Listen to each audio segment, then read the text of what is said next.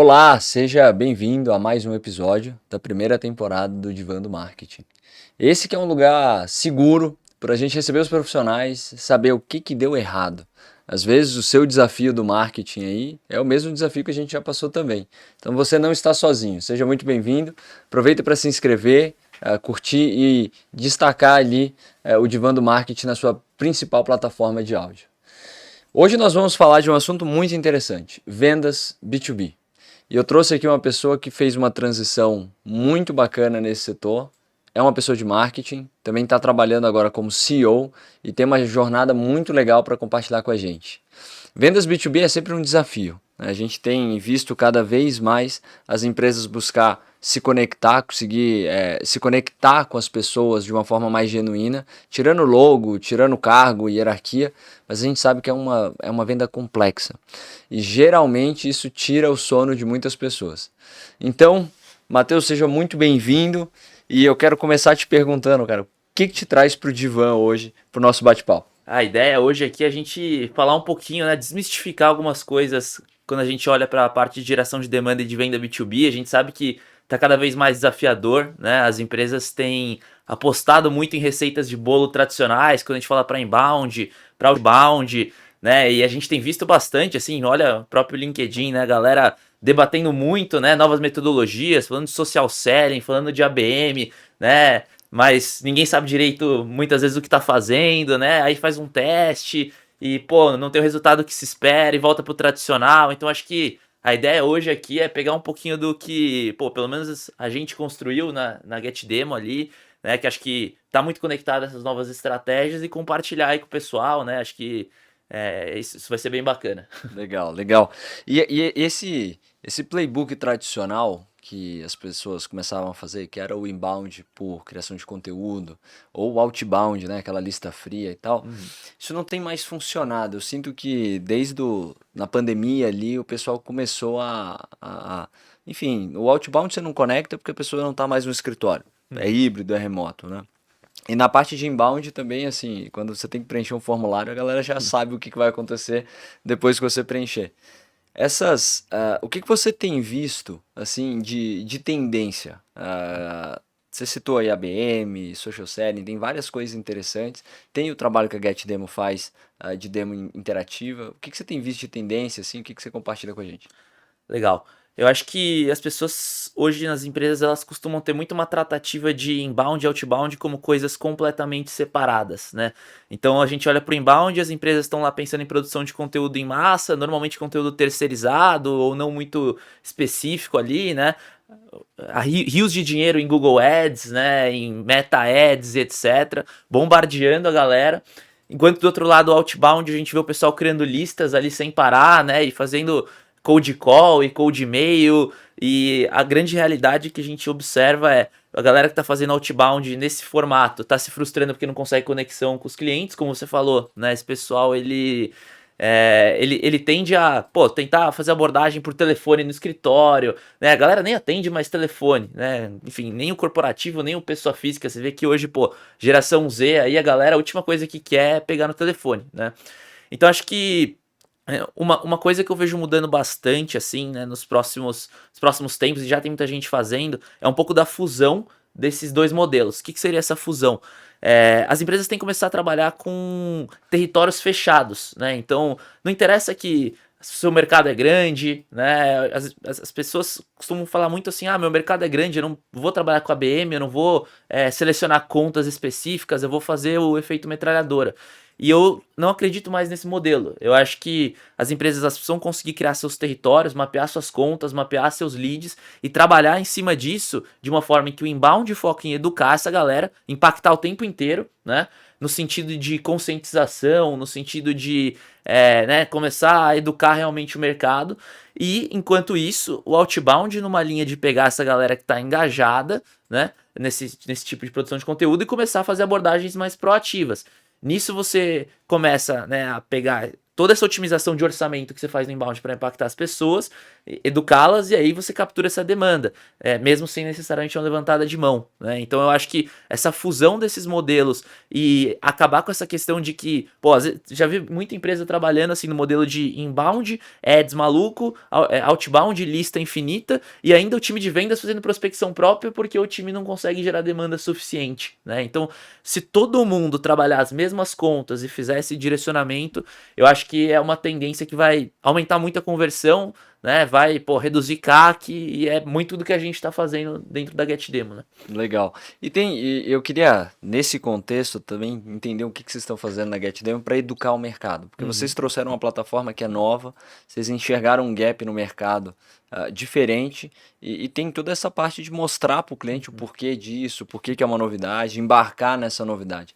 O que vocês têm feito assim para educar o mercado quando uma plataforma é um negócio novo, né? Legal. Acho que o que vale falar pro pessoal aí que tá ouvindo, né? Sim, primeiro, o que a GetDemo faz, né? A GetDemo hoje é uma plataforma de demo interativa de software. Essas demos podem ser utilizadas para gerar demanda no site, para prospecção outbound, né? Então é uma forma do cliente conseguir navegar de forma guiada no produto sem precisar de um login, um setup, sem fricção, né? Então é legal porque numa primeira abordagem você já consegue mostrar para o cliente o que seu produto faz sem precisar fazer um monte de conversa para depois ir para uma reunião comercial e assim por diante. Qual que era o nosso grande desafio, né? Justamente o que você comentou, educar o mercado. Não existia ninguém que fazia o que a gente fazia no Brasil, só lá fora, né?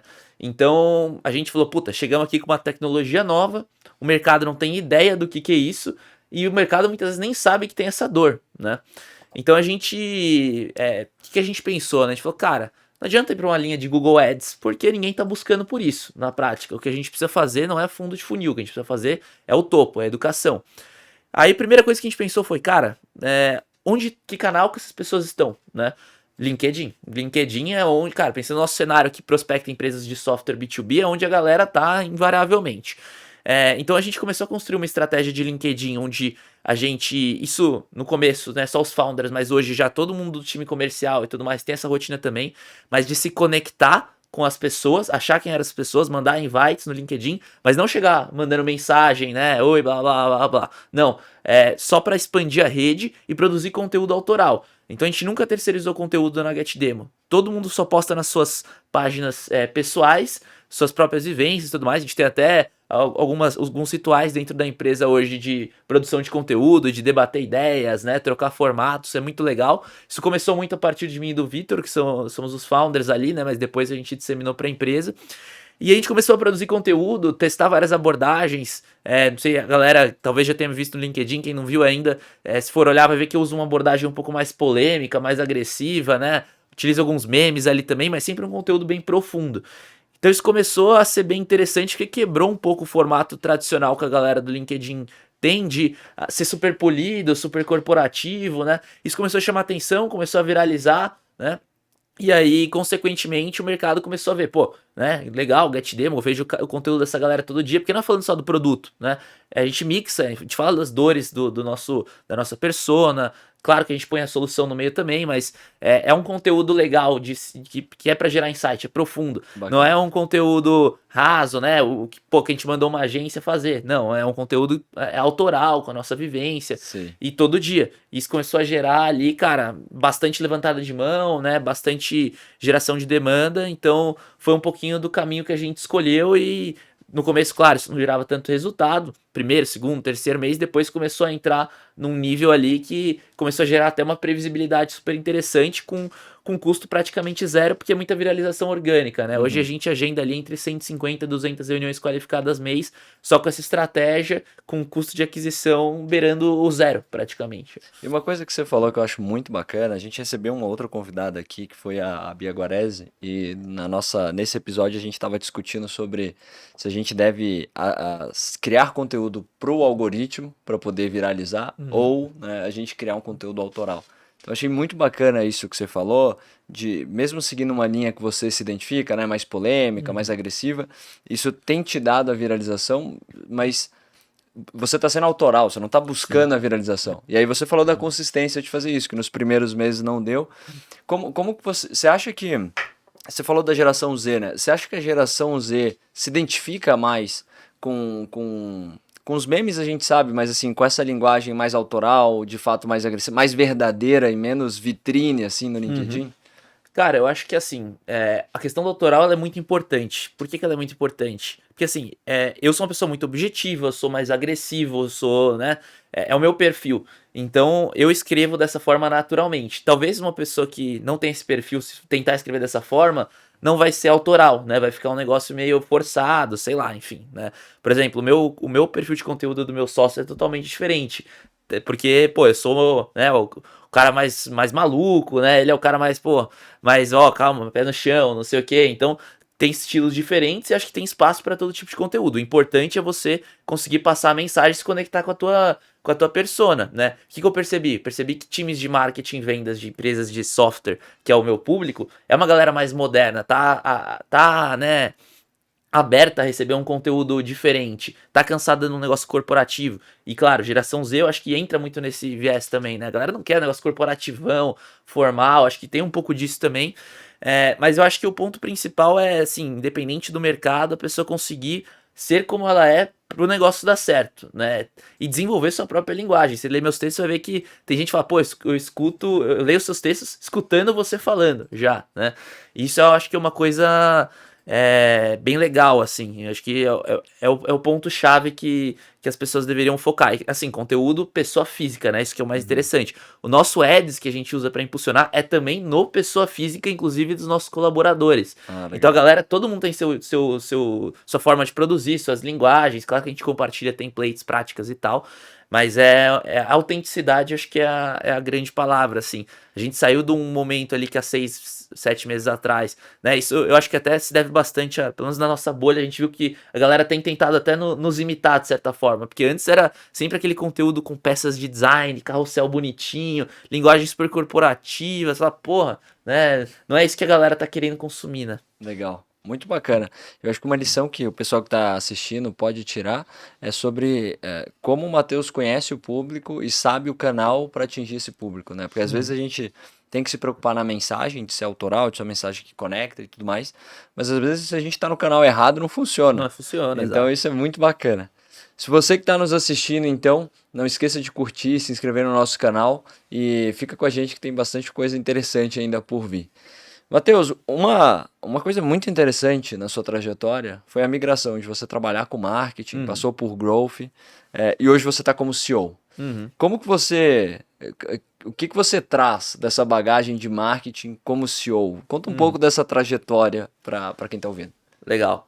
Pegando um pouco da minha trajetória aí, né, para o pessoal que não me conhece, eu comecei, né, no mundo corporativo, empresa grande, eu trabalhava na Anel, que foi adquirida pela B3 ali em 2021, né, fiquei 6 anos lá, eu acho que um ponto que me preparou bastante para ser essa liderança, né, que eu sou hoje como CEO, foi o fato de eu ter passado por várias áreas dentro da empresa, né, então eu sou formado em marketing, né, meu core sempre foi marketing, mas eu já passei lá dentro por área comercial, área de atendimento, né? Participei de estruturação de área de SDR, né? Área de operações, estruturei a área de growth também, de inteligência de mercado, né? Que tinha lá dentro. Acabei indo parar na área de produto, que eram produtos para sales e marketing, né? Liderei essa frente lá dentro.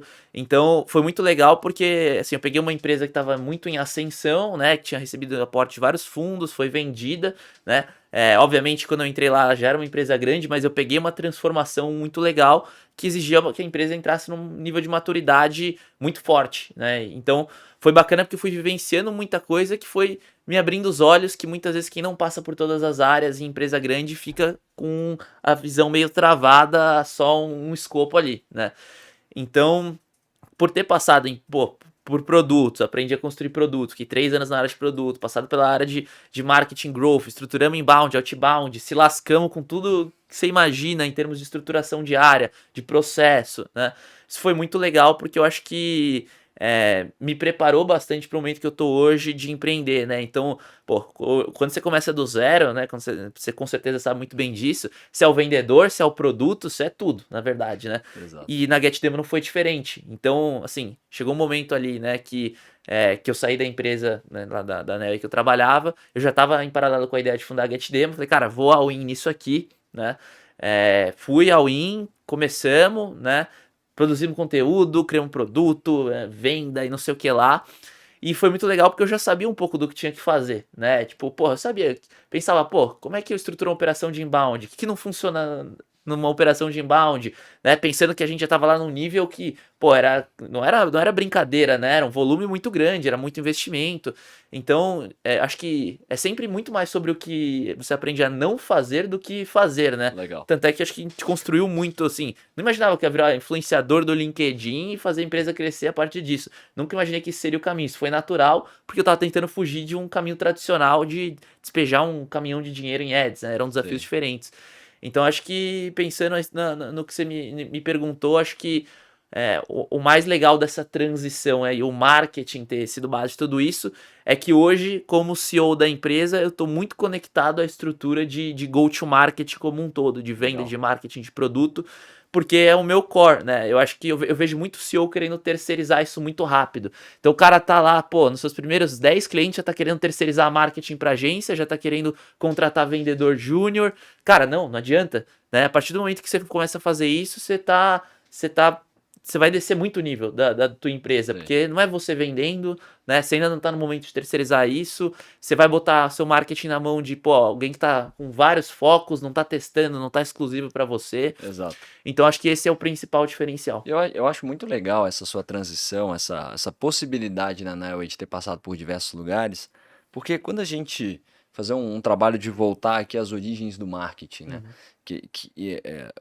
O marketing trabalha com o verbo de ação, né? Do ING, então é de estar fazendo e de estar levando ao mercado, seria isso. Aham. Então, muitas empresas ainda no Brasil, eles entendem, acham que marketing é só um setor, né? Ou acham que o branding é só um setor. Mas, na verdade, marketing e branding ele permeia sobre Uhum. todos esses aspectos, né? Perfeito. Então, a funcionalidade que você vai colocar, o pitch de venda que está funcionando ou não, a forma que você está atendendo o seu cliente no suporte, tudo isso é marketing. E tudo isso você pode colocar intenção de marca, né? De como que você quer colocar essa experiência. Então, Uhum. eu acho muito bacana você começou no marketing, permeou sobre outras áreas e conseguiu ver como que o marketing pode, enfim, agregar e ser um marketing, além de uma área como silo, Uhum. mas sim uma área estratégica para a empresa, né? Isso é muito bacana. Sim. Pegando esse gancho do que você comentou, né? Do marketing estar em tudo, na verdade. Eu acredito muito que as empresas não têm área de marketing, de vendas. Acho que as empresas, cada vez mais, elas têm que ter uma área de go-to-market, né? Uhum. Então, assim, produto, marketing e vendas, e, claro, atendimento, mas eles precisam estar muito conectados, né? Então, pô, não adianta. Eu vi muito isso, vejo muito isso, né? As empresas, cara, produto tá fazendo uma oferta para tal mercado, enquanto o marketing tá gerando demanda para outro e vendas tá olhando para outro lado e CS tá totalmente desplugado, sabe-se lá Deus fazendo o quê, né? Então isso que você falou faz muito sentido, né? O branding, na verdade, ele é tudo. Ele é o seu suporte também faz parte da tua satisfação de marca, porque o cliente que fica puto com você, né? Porque foi mal atendido, ele vai lá no Google te arregaçar, ele vai no LinkedIn muitas vezes expor alguma situação, ele vai comentar com outras pessoas que estão considerando comprar teu produto. Não compra lá que eu fui mal atendido. Então, no final das contas, isso vira um looping que Isso. te afeta em todas as áreas, né? Então, isso precisa estar extremamente conectado. E além desse desalinhamento entre áreas, conta pra gente assim, vamos ver, top 3 erros super comum que você vê nas empresas, que as empresas ainda fazem, assim. Legal. Vou falar o primeiro, eu acho que esse talvez seja até meio polêmico, mas eu acho que todas as áreas das empresas precisam ter meta de receita. Hoje você vê as empresas se estruturando da seguinte forma, né? Marketing tem meta de MQL, venda, meta de venda, claro, SDR, meta de agendamento. Qual que é o problema disso? Eu já vi isso várias vezes na prática, né? O time de marketing bateu a meta de MQL, tá lá comemorando horrores, né? Aí o time de SDR, pô, não conseguiu bater tanto a meta, né? Sei lá, ficou 70%. Aí o time de vendas, cara, longe de bater a meta de venda. Por que o time de marketing tá comemorando? No final vira um conflito. Marketing tá comemorando, mas SDR tá lá, não, os MQLs que você passou não eram MQLs. Aí vendas tá falando assim, não, mas os 70% da meta que os caras nem bateram de SDR, né? São leads totalmente desqualificados, não fazem sentido nenhum. Você entra numa linha de conflito gigantesca que, cara, todo mundo tá focado em volume, né? E é meio óbvio isso. Pô, o time de SDR, ao invés de ficar perdendo tempo com um cliente super qualificado, né? Uma conta às vezes mais estratégica, que demanda mais trabalho, ele vai focar em um monte de conta porcaria. Isso é fato, por causa do volume. Então acho que o primeiro erro das empresas é. Claro, você pode ter métricas balizadoras. Ah, eu preciso de X agendamentos, provavelmente dentro da minha taxa de conversão para bater a meta. Isso é tudo bem. Mas assim, se o time de vendas bateu a meta de receita, por quê? Porque as reuniões que vieram de SDR podem não ter sido volume, mas foram reuniões super estratégicas, enquanto os leads de marketing foram muito mais direcionados pro público potencial ali, né? Não, pô, não foi aquele negócio cheio de bad fit. Cara, tá tudo bem, entendeu? Eu acho que esse é o negócio. Todo mundo tem meta de receita, todo mundo persegue a receita. O número, ele acaba sendo muito mais um número balizador. A galera vai focar em qualidade, isso vai melhorar teu CAC, vai melhorar tua retenção, porque você vai trazer clientes melhores, né? Não vai ficar entubando ali a qualquer custo. Ticket médio vai impactar, porque é óbvio que o time de vendas joga lá para baixo o ticket, né? Quando ele tem muito volume ali para converter. Então acho que esse é o primeiro erro, né? As empresas têm que orientar todo mundo a receita. E digo mais, né? Até saindo um pouco do tema, time de tecnologia também tem que estar orientado a isso. Porque já vivenciei também isso na prática. Time de tecnologia totalmente desplugado, né? Do time de go-to-market. Cara, o time lá precisando entregar tais funcionalidades para vender, né? E o time de tecnologia lá, porra, não, prezando pela qualidade, refatorando infraestrutura. Claro que isso é importante, mas às vezes não no momento. Às vezes o que você precisa é focar em tais ações que vão ser muito mais impactantes para o negócio em termos de rentabilidade. Sim. Então, acho que esse seria um primeiro aí. Cara, você falou sobre pontos muito interessantes. Eu acho que a discussão de marketing e vendas a gente vê bastante e ela segue acontecendo, ainda é muito comum, assim. Acho que nunca vai ficar batido esse assunto, Nunca. porque de fato, né, você tem, mesmo que você olhe as taxas de conversão entre áreas, né, entre a taxa de conversão de marketing para SDR, do SDR e tal, sempre vai ter esse desalinhamento, né? E muitas vezes você vê o time de vendas comemorando porque vendeu e bateu a meta, e aí o time de marketing fica a ver navios, né? Do tipo assim, tá, mas foi você que gerou isso, né? Então, eu acho que tem essa discussão. Mas eu quero aprofundar aqui sobre o produto estar isolado lá num outro setor, fazendo uma coisa que não tem nada a ver com go-to-market. E a gente ainda não tem, na minha leitura, eu quero ver se você concorda, essa visão de go-to-market no produto visando rentabilidade. Quando você pergunta para o time de produto quais são as nossas funcionalidades âncora, né, chave aqui, o que mexe o ponteiro, o time de produto geralmente não olha isso, né? Ele está olhando, eu quero criar hábito das pessoas usarem o nosso produto, tá, mas qual funcionalidade mexe esse hábito, né? Esse ritual. Conta pra gente, assim, como é que vocês estão fazendo lá, o que você tem visto de interessante, trazer tecnologia próximo do marketing, próximo do go-to-market. Legal. Cara, eu acho que hoje, quando a gente olha para a métrica de produto, né? Talvez eu diria que o modelo está muito defasado. Porque enquanto o time de vendas está olhando para receita, marketing, geração de demanda e tal, o time de produto está olhando muito assim, essa funcionalidade é usada tantas vezes, né? Com tal intensidade, diariamente. Cara, na boa, eu já, assim, como eu já tive na área de produto, mas sempre tive muito conectado ao go-to-market, já percebi que tinha feature que parecia que era muito interessante, porque o cliente usava muito, mas na verdade era uma gambiarra que ele estava fazendo para driblar o fato de ter um negócio terrível no teu produto que só ferrava a vida dele, né? Então, assim, e também, vamos ser sinceros, né? A questão do tempo não necessariamente ela tá diretamente ligada ao resultado, né? Vou dar um exemplo aqui. Lá na Nel a gente vendia, né? No final das contas, o que o cliente fazia era gerar listas de prospecção, né? Principalmente. Claro, tinha uma parte de inteligência de mercado também, mas no final esse era o grande entregável. Às vezes o cliente estava exportando horrores. Só que qual que era o problema? Pô, legal, parece que o cliente tá exportando horrores, parecia que tava tudo bem, mas não tava tudo bem, porque no final das contas os caras tava pegando aquela lista e não sabendo trabalhar ela, né? E aí ele ia lá e dava churn. Pô, por que o cara que mais tá exportando tá dando churn? Ou seja, né, parecia que ele tava engajado com o produto, se o time tivesse olhando só para isso, ele estaria falando, nosso produto tá voando, mas em termos de retenção e venda, a gente sabia bem que não era isso, né? Então, pô, o cara precisava de volume porque ele não tinha capacidade de utilizar o produto, ele não tinha maturidade, ele tá fora do ICP, na verdade, né? Sim. Então, acho que uma coisa que a gente tem feito muito na GetDemo, assim, né? E eu acho que toda empresa deveria fazer, o time de produto, obviamente, tem responsabilidade sobre a receita, né? Então, cara, você precisa entender o que está acontecendo no mercado. Você não precisa entender só em termos de funcionalidade. O que é a entrega de valor? Às vezes a entrega de valor é uma coisa pequena. É uma feature que você desenvolve em um dia. Né? Vou dar um exemplo muito real que rolou na GetDemo esses tempos, né? Como a nossa empresa cria demo interativa, você consegue personalizar a demo interativa, botar tooltip, né, as setinhas, customizar a demo, você consegue fazer isso por cliente. A gente começou a perceber que o cliente acabava passando muito tempo para criar a demo, algumas horas para criar a demo. Por quê? Porque ele tinha que escrever as legendas e tal. E isso, claro, né, aumentava um pouco o tempo de implementação. Por mais que fosse simples, o cara tinha que pensar nos textos e tudo mais. Cara, a gente falou, como é que a gente vai resolver isso? O time de produto olhou, inteligência artificial, a gente vai usar a AI generativa para analisar toda a jornada da demo que o cliente criou e vai automaticamente já preencher e popular toda a demo com as informações. A gente saiu de um negócio que o cliente demorava 2, às vezes 3 horas média para criar uma demonstração, para um negócio que, cara, baixou para menos de 3 minutos ele já recebia a demo pronta. Eu vou diminuir o tempo que o cara tá criando a demo, mas a entrega de valor tá sendo muito maior, né? Eu vou conseguir vender muito mais fácil, o cara vai ter uma capacidade de implementar muito mais rápido. Então, isso impacta diretamente meus indicadores de NPS, meus indicadores de upsell para outras áreas, de volume de demos que ele vai criar, porque ele vai ter mais agilidade para poder criar mais volume, eu vou vender mais para ele. Então, isso é um time de produto que está conectado ao go-to-market, entendeu?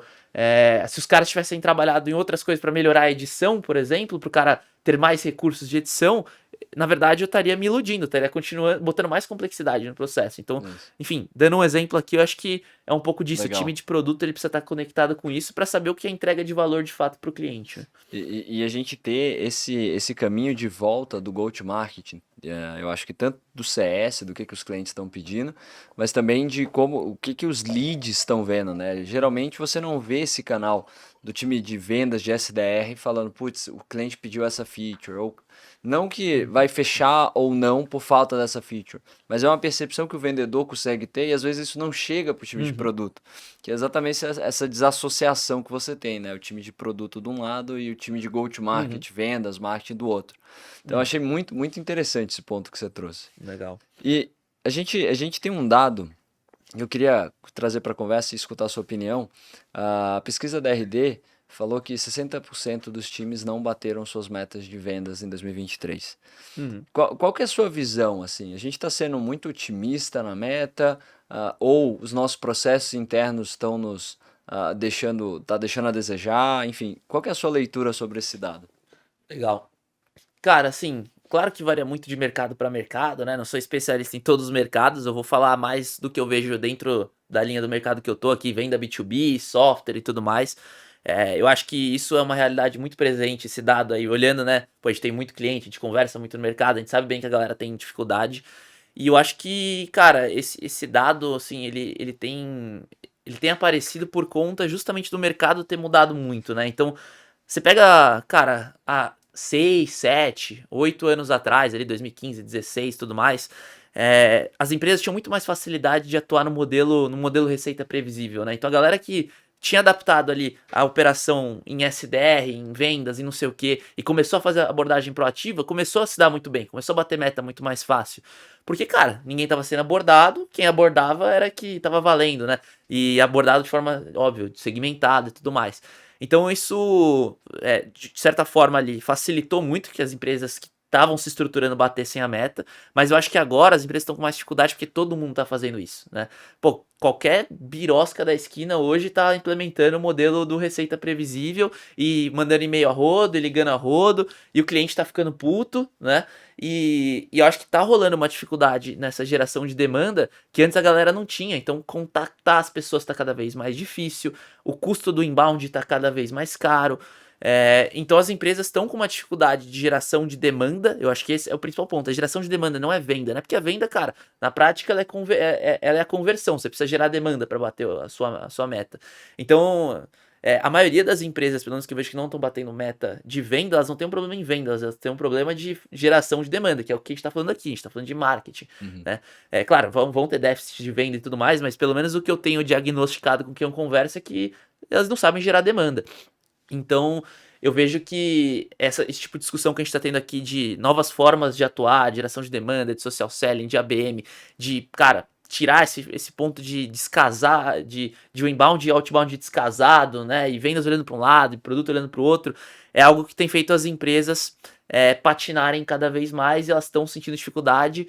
E, cara, elas estão desesperadas para migrar de modelo. Eu, pelo menos, tenho sentido muito isso, sabe? Legal. Bem, e isso daqui nos traz a um tópico que a gente começou a nossa conversa, que é a importância para a geração de demanda de você saber qual é a mensagem, a forma que essa mensagem tem que chegar e qual é o canal, né? E a gente teve aqui o seu exemplo, né, de uma forma mais polêmica, LinkedIn, menos vitrine no LinkedIn, conteúdos mais profundos. Então, acho que essa parte de você fazer a geração de demanda passa muito sobre até os 4 P's de Kotler, assim, o básico do marketing bem feito pode ajudar, né? Cara, sem dúvida. Eu acho que o arroz com feijão bem feito, você já sai na frente de 99,9% das empresas. Porque eu vejo, cara, muita empresa querendo implementar 1 milhão de ferramentas, né? Por exemplo, pô, eu mesmo converso muito com cliente, cara, cliente nosso, querendo implementar, cara, coisas super complexas e cotando demo digital sales room e não sei o que lá, e AI pra não sei o que. Cara, mas você não faz arroz com feijão, né? Sim. Então, assim, pô, você conhecer teu cliente, você saber o que teu cliente fala, o que chama a atenção do teu cliente, você saber onde esse cliente está atuando, né? Você saber qual produto esse cara tá disposto a comprar, oferta, porra, cansei de ver também empresa com facilidade de gerar demanda, chega na hora da venda, a oferta tá descasada em termos de modelo de negócio, em termos de precificação, aí cai a conversão. Então, esses 4 P's bem feitos, ele é primordial, né? Antes de você pensar em construir modelos de analytics e botar AI, não sei o que lá, cara, esquece, faz os 4 P's muito bem feitos, né? Se você fizer isso, você já tá saindo na frente. Então, Ótimo. eu acho que o que a gente fez, na verdade, se parar pra olhar a nossa estrutura em termos de ferramenta ali na GetDemo, cara, é o básico. A gente tem ali um HubSpot completo, né, pra marketing digital, e-mail marketing, CRM e tudo mais, né? Dentro de uma ferramenta, a gente usa ali nossa própria ferramenta de demo também.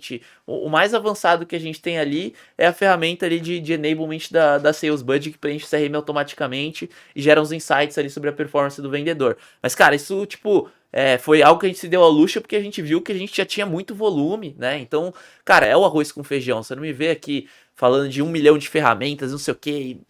Cara, sério, eu já vi empresa me trazendo que tá usando stack de 15 ferramentas. Imagina. E aí você chega lá, beleza, tá? E como é que tá a tua estratégia de conteúdo? Ah, tô botando minha agência pra produzir. Aí você olha o conteúdo do cara, o cara faz uma venda complexa, enterprise pra caramba, e o conteúdo que o cara produz parece conteúdo de Wikipedia. Tipo, falando de forma super genérica. Como é que o cara vai atrair um CEO dessa forma, né? Como é que ele vai fazer uma venda de ticket alto dessa maneira? Então, cara, acho que é o ponto principal, né? Voltar e fazer o arroz com feijão. Isso é muito interessante também, porque tem um outro dado que eu acho muito interessante, que é 56% das ferramentas de marketing são usadas, o restante fica na gaveta.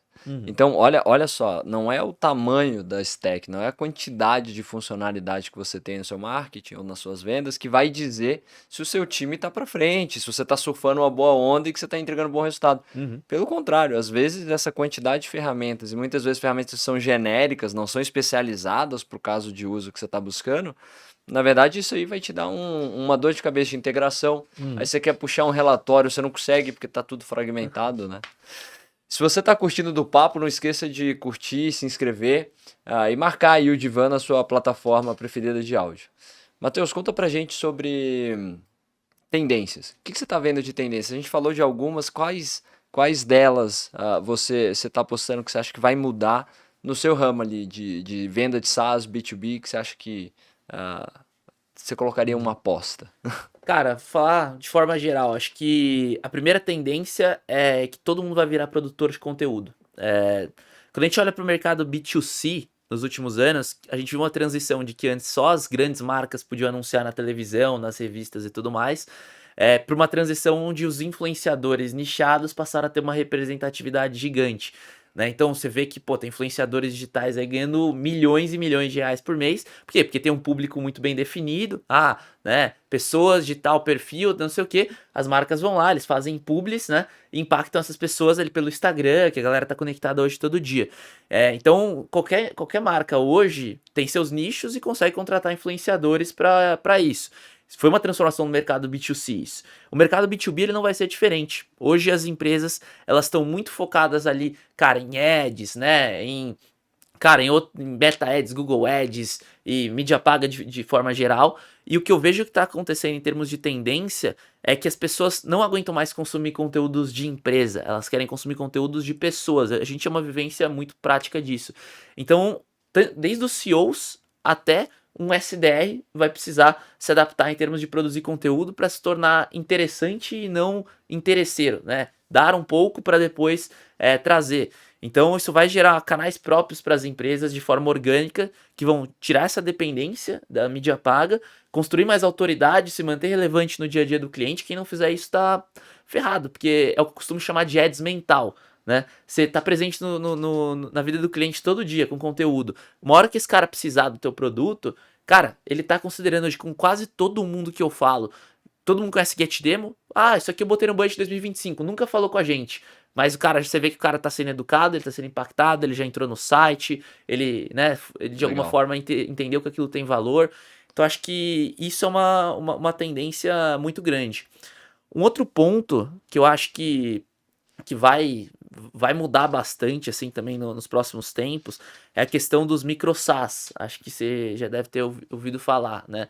As empresas eram muito focadas em, cara, ter tudo e vender para todos os mercados, né? E atender todas as dores. Cara, isso é algo que cada vez vai ser difícil, porque o mercado tá ficando exigente, tem muitos players. Então acho que a questão do nicho, ela é extremamente importante para as empresas. Beleza, você tem um portfólio lá de 200 produtos para 200 pessoas, só que você não domina mercado nenhum.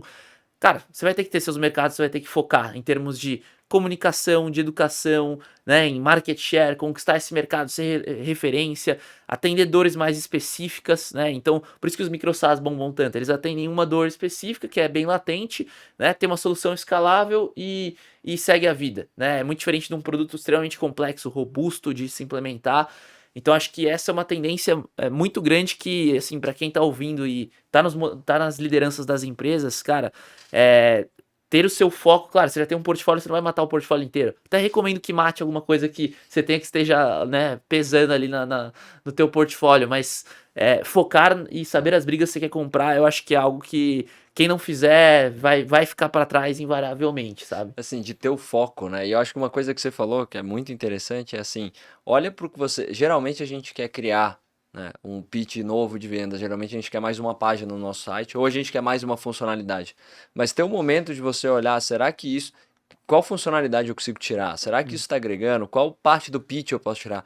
Quantos slides na minha proposta comercial eu consigo reduzir, eu consigo tirar, para deixar mais simples essa mensagem, né? E uma outra coisa também que eu preciso destacar, vendas SaaS B2B, a gente fala muito de logo, né? Ah, eu sou da empresa tal e eu atendo a empresa XYZ. Foi uma técnica muito utilizada antes, o pessoal falava do pino de boliche, né? Você pega o líder daquela categoria e depois fala com todos os outros, ó, o cliente dessa categoria, o líder já me usa, já tá no nosso produto, então, enfim, dá um endosso ali. E aí você falou um ponto que eu acho muito interessante, que é as pessoas por trás de marcas e cargos são humanos. Humanos de vendas e humanos de quem está comprando, né? E eu acho que essa direção, assim, da gente estar tirando logo, tirando cargo e se conectando mais quase como se fosse um B2C, é uma tendência pro B2B muito legal, né? O que você tem visto, assim, nessa linha de menos cargo, menos empresa, logo e mais humano, né? Numa relação um a um ali, né? Personalizada. Sim. Cara, eu acho que assim, a produção de conteúdo natural, que é o que a gente falou bastante aqui já, ela é algo que extrapola a questão empresa. Claro que assim, não vamos mentir aqui. Você vê um conteúdo de um CEO tal, de uma empresa que você vê todo dia, você tende a ir muito mais, né, a ler do que, cara, um Zé da esquina ali que postou um conteúdo. É normal isso, né? Mas eu acho que as pessoas, assim, eu conheço algumas que estão fazendo isso aqui no Brasil e no mercado americano isso já é repleto, mas gente que começou, mesmo sem ser CEO de nada, produzindo conteúdo, falando de um contexto específico e foi crescendo, foi se tornando relevante até se tornar uma autoridade ali no setor, né? Então acho que em termos de awareness, né, que é o maior desafio das empresas hoje, eu acho que é awareness. E é muito mais fácil você conseguir o awareness de maneira natural. Então, assim, pô, eu posto conteúdo todo dia sobre venda venda e geração de demanda de SaaS B2B, né? Acaba até expandindo um pouco pro B2B de modo geral, que eu falo ali. Mas todo mundo tá vendo conteúdo, mesmo sem ter CTA de GetDemo especificamente, todo mundo tá vendo ali o conteúdo viralizado. Ah, Matheus é CEO da GetDemo, tem lá 5 mil acessos no meu perfil por dia, sabe? Tipo, um negócio bizarro. Pô, invariavelmente o awareness começa por ali. Porque a galera, Exato. GetDemo, GetDemo, GetDemo, o que é isso aí? Em um segundo momento, o cara vai lá, faça um post mais direcionado, o cara já vê o que é GetDemo, sabe um pouco, entra no site. Entrou no site. Pô, já sei o que esses caras fazem. Faz sentido para mim agora? Às vezes sim, às vezes não, né? Enfim, então, de alguma forma, você está impactando, né, fazendo a sua marca se tornar presente sem necessariamente estar falando dela. Quando você quer utilizar diretamente o discurso, né, de, a minha marca tem de tal coisa e o produto é tal, você não vai ter essa capacidade de alcance natural, né? Você vai ter uma barreira ali de que você vai estar sendo visto como uma propagandona. Exato. Então, eu acho que, né, casando com os desafios que os líderes de marketing têm hoje em dia, em ter cada vez mais awareness, é que, cara, num topão de funil, cada vez mais focar em abordagens mais naturais para que isso comece a se enraizar na cabeça das pessoas, elas vão despertando a curiosidade e você vai depois despejando mais coisas, que aí, em algum momento, sim, você vai chegar naquilo de eu atendo tais empresas. Isso aconteceu muito com a gente. Tipo assim, a gente dominou alguns mercados muito rápidos na GetDemo. Mercado de RP, mercado de benefícios, empresas de RH ali, né? Software de RH. Cara, a gente dominou muito rápido, por quê? Porque a gente, de alguma forma, foi trazendo esses logos importantes, as empresas começaram a ver que esses logos estavam usando, e no discurso, né? Enfim, cara, isso foi importante para ajudar no processo de decisão, mas não necessariamente isso seria importante lá Exato. no início, né? Então é um pouco É disso. uma jornada, né? E você saber o que você usa dentro de cada jornada. Então você trouxe aqui que os times de marketing que não estão conseguindo bater meta de vendas, na verdade tem um desafio de geração de demanda.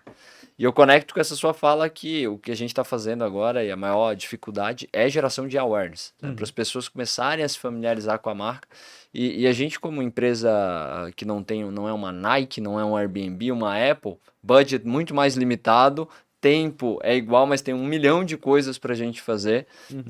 A gente conseguir dar esses passos na direção de fazer awareness é muito positivo. Porque você vai navegando, né? A gente vem de um 2021, 22, 23.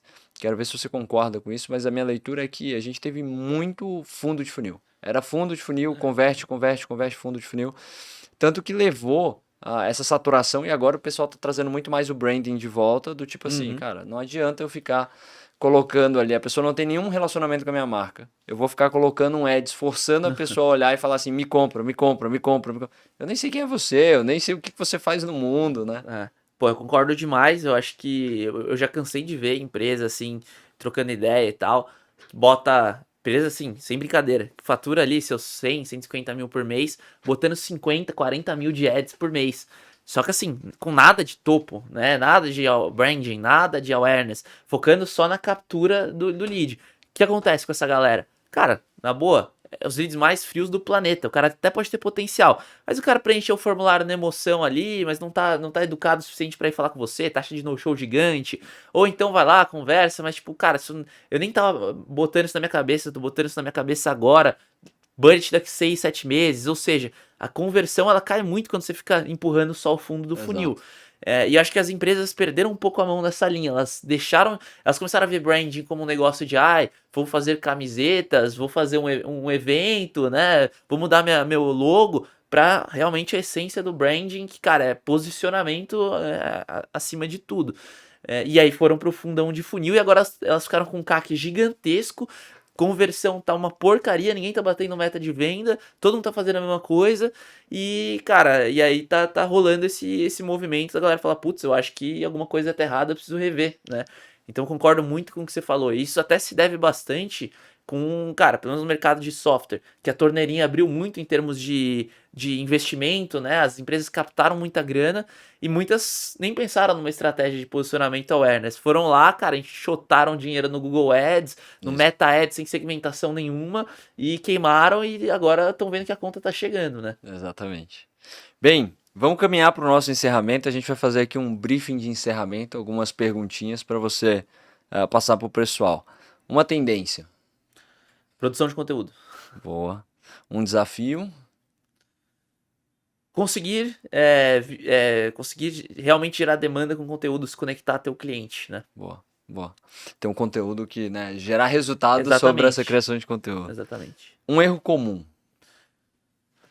Investir demais no fundo de funil e querer achar que o teu cliente tá pronto para comprar a hora que você quer que ele compre. Nossa, assino demais embaixo disso. É muito nessa linha. Uma ferramenta ou uma tecnologia que seja indispensável. Bom, não tenho a menor dúvida que, pensando no que a gente falou aqui sobre educação de mercado, redução de fricção no processo, para a galera de software, a GetDemo. Boa, boa.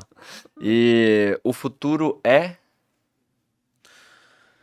O futuro é um mercado de geração de demanda e venda B2B muito próximo do B2C. Eu acredito muito nisso. Claro, vão continuar existindo as vendas enterprise, vai continuar tendo touch com o vendedor, mas o processo de educação, de experimentação do produto, de nutrição do cliente, de relacionamento, ele vai cada vez mais ser mais próximo de pessoas. Ele vai tirar o formato de organizações para organizações, ele vai se tornar um formato de pessoas para pessoas que estão representando organizações. Isso vai refletir de inúmeras formas dentro do processo comercial. Essa barreira, né, que existe esse muro que é invisível do, não, marketing B2B versus marketing B2C, isso aí cada vez está se mesclando mais e não tem tanta essa diferença. Claro que vão ter suas diferenças, né, a gente sabe, mas, cara, na raiz vão ser muito parecidos. Muito, muito legal. Bem, Matheus, foi ótimo te receber aqui, eu espero que você tenha gostado. Eu espero que você esteja saindo mais tranquilo do divã, assim, mais leve, mais terapêutico. Super obrigado pela sua presença e fica à vontade de mandar um recado pro pessoal, falar um pouco mais da GetDemo, enfim, seu momento. Legal. Não, eu que agradeço, muito legal o bate-papo aqui, acho que muito bom essa questão. Falei muito de produção de conteúdo aqui hoje, o que a gente fez nada mais é do que produção de conteúdo, eu acho que isso é muito legal, né, porque, pô, você tá aqui representando a Deskfy, eu tô aqui representando a GetDemo, né, e, cara, vão ter audiências cruzadas e vai ter muita sinergia, isso vai agregar muitas vezes ali a nossos potenciais clientes ali, ou enfim, quem estiver assistindo, a gerar alguns insights. Acho que isso é muito bacana, né? Então agradeço a oportunidade de estar aqui. Cara, acho que quem quiser continuar consumindo conteúdo aí, me segue lá no LinkedIn. Todo dia eu tô falando sobre isso, trazendo um monte de visão maluca lá e é isso. Show de bola. Você que está nos assistindo, não esqueça de curtir, se inscrever no nosso canal também. E eu espero que você também esteja saindo mais tranquilo e vendo que os seus problemas não são só seus, pelo contrário. Seus problemas são compartilhados, assim talvez fica mais leve da gente lidar com esses desafios. Bem, até o próximo episódio e um abraço.